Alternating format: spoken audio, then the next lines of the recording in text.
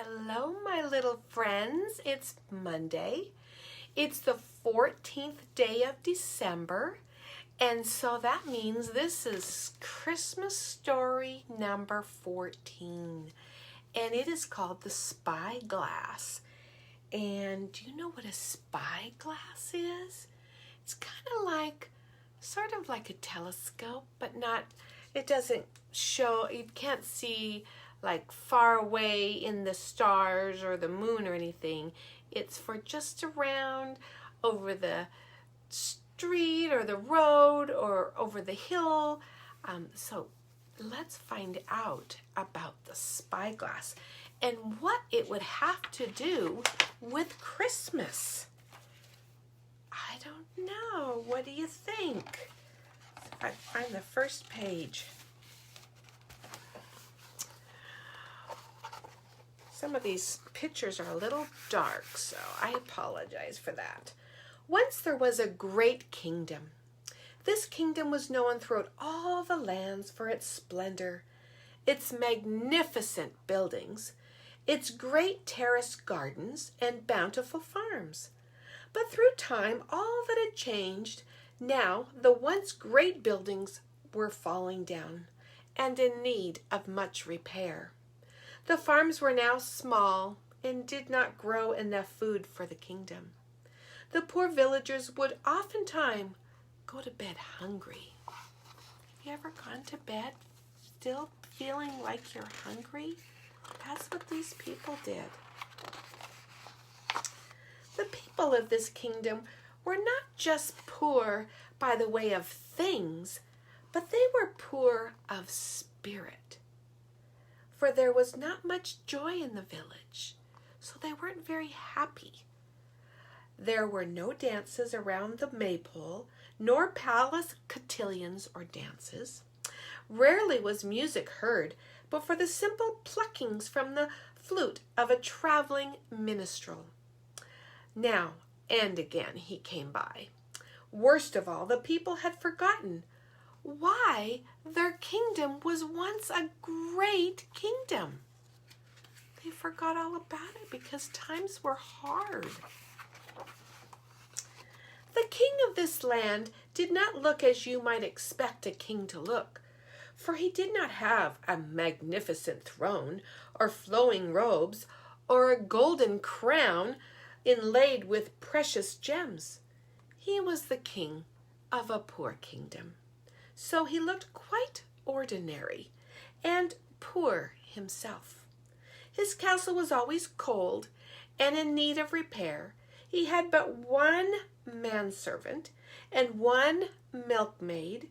He did not entertain the kings of other lands, for he was greatly ashamed of his kingdom. He looks kind of sad. To the east of this unhappy land was a beautiful kingdom with great farms and glorious cathedrals or churches and castles. There were lovely gardens adorned with fine sculptures and sparkling fountains. Night and day, the breeze from the city walls carried the most exquisite music and the enticing scents of perfume, myrrh and cassia, and cypress, as well as the smell of delicacies, for there was an abundance of food in that land. It made the people even more unhappy to look on the wealth of those neighbors, for despite their poverty, the people prided themselves on having once been a great kingdom. But now they weren't, and they were sad. Now the king did not even often leave his castle, for he was weary of the complaints of all of his subjects, or all the people that lived in his kingdom. They were always complaining to him. One day, as he sat down to a meager dinner of bread and a slab of cheese and boiled mutton, which is lamb, which is meat from a lamb, there came a knock at the castle door. The king's servant opened the door to find an old man with a large oak walking stick. The king's servant opened the door, and the man wore a cap and a girdle and a coarse woolen tunic. Now, a girdle means kind of like a coat, and the tunic was over that. And he had a leather canister, which hung from his shoulder by a raw hide thong or strap. "Hail," said the old man. "I am but passing through your kingdom to the village to the east. I am looking for an inn to spend the night." The servant frowned. "This is not an inn. This is the king's castle." The traveler looked around in surprise. "This is not much of a castle," he said. "Aye," the servant agreed. "Still, I am weary from my journey. I would like to rest here." "You must inquire of my lord," the servant said. "Lead me to him," said the old man. So here's the old man, and here's the servant boy. They came to the door and answered the door to the old man. The servant led the old man down a dark, cold hallway to the king's dining room. The king looked up from his meal as the man entered. "You are the king of this land?" the old man asked. "I am," the king replied. "You do not look like a king." The king frowned. "I am the king of a poor kingdom. Our farms do not grow, our buildings are falling down, and my people are weary me day and night with their complaints. We were once a great kingdom, but all that has changed." The old man nodded slowly. "Why do you not change back?" he asked. "Change?" the king replied angrily. "We have tried, only to fail. We lack all of the knowledge of what once made this kingdom great." "You lack but one thing," said the old man. "If you will give me supper and lodging for the night, I will, on the morrow, show you why you fail."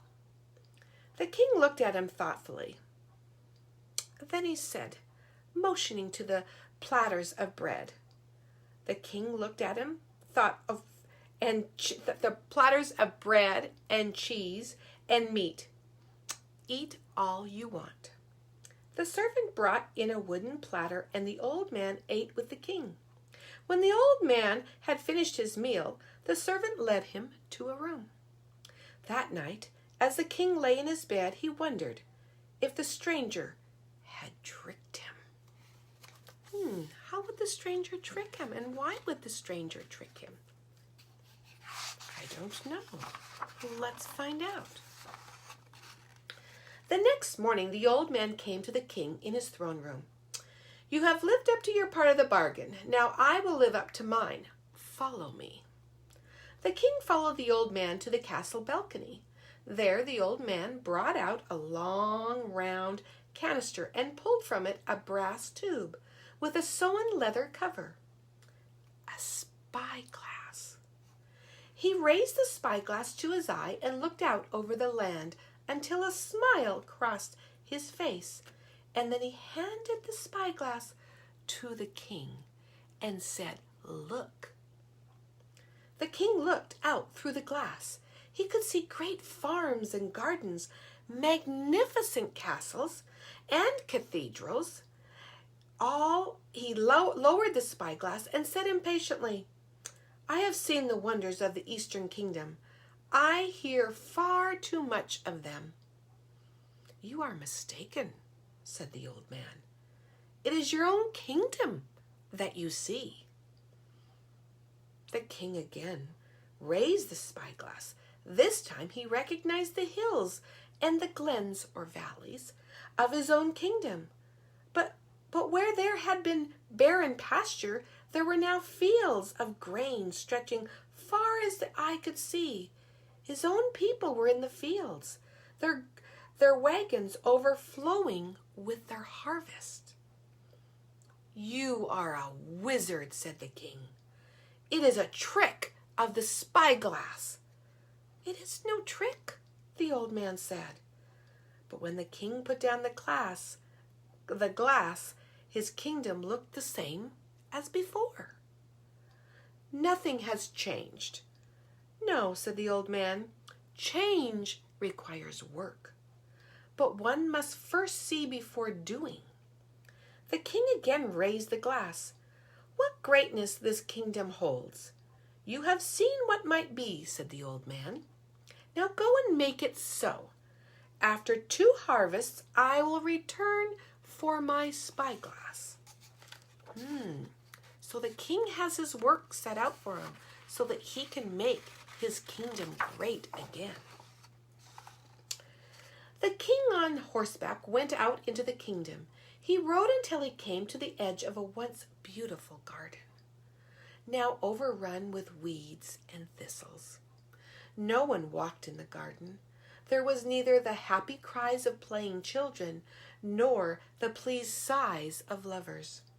A group of villagers were standing outside its fence. Their children played at their feet in the dirty roadway. Why do you not use the garden? The king asked them. It is not fit, sire, replied a woman. So it is not, agreed the king, but it could be. Look. The king held out the spyglass. One by one, the villagers looked through the tube at the garden. The weeds and the thistles were gone, and the lawns were lush and inviting. But when they set down the glass, the garden had returned to its overgrown state. It is an amusing device, said one man, but of no use. No use indeed, the king said. Behold, knave. And he went to the garden and began to pull the weeds up by his own hands.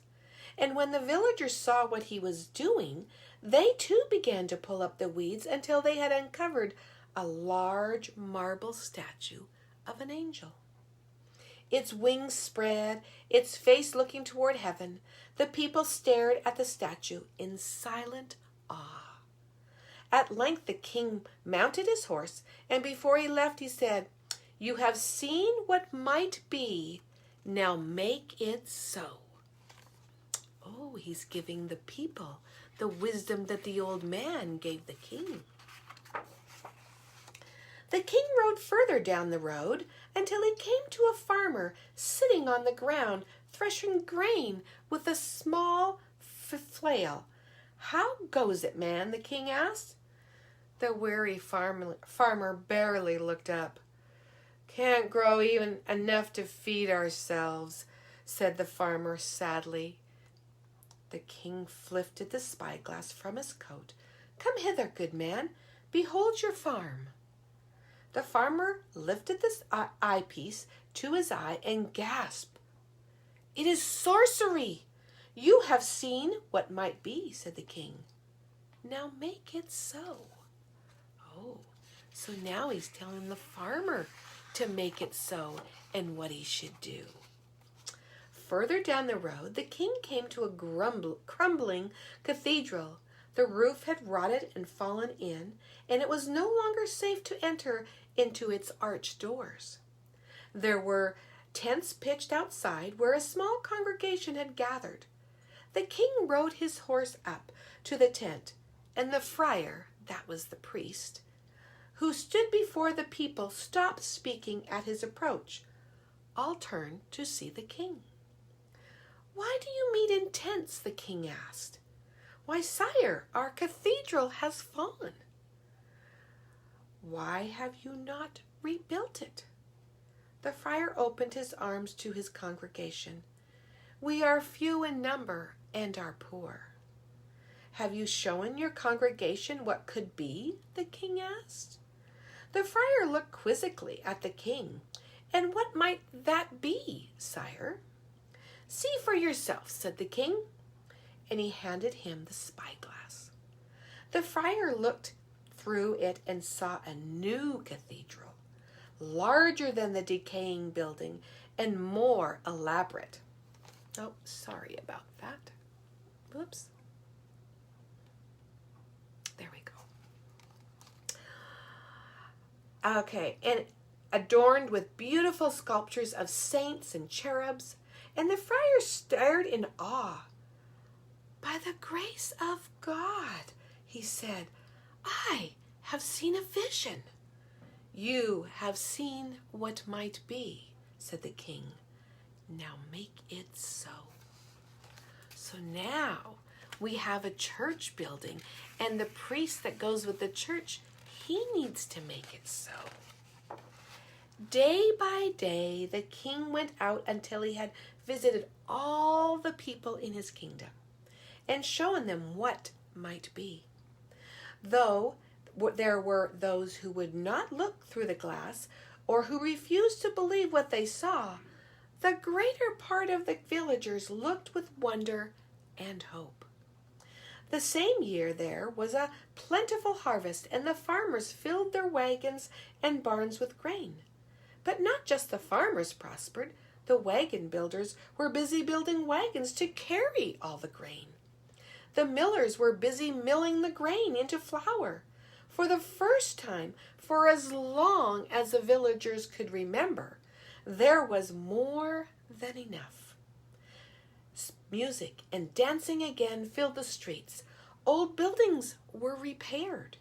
New buildings arose, including the beginning of the most majestic cathedral in all the land.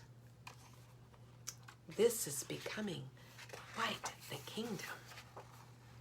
As promised, 2 harvests later, the old man returned to the kingdom.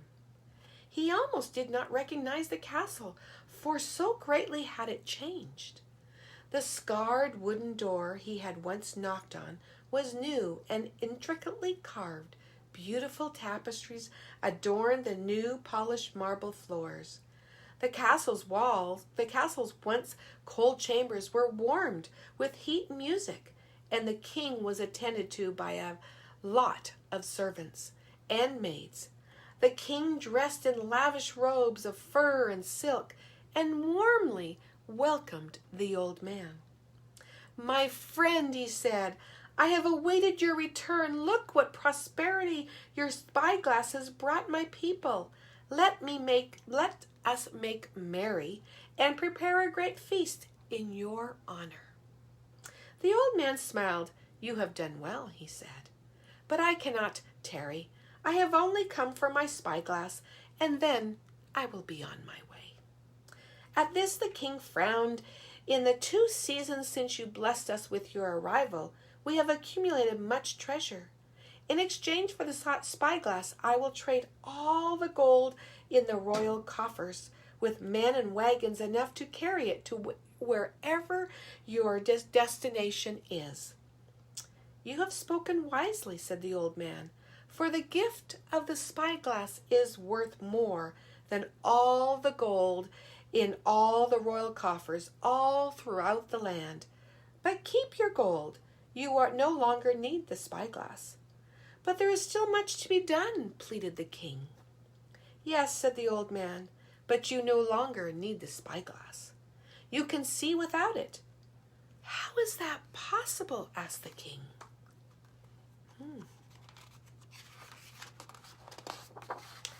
The spyglass only showed you what could be if you believed, for it was only faith that you and your people lacked.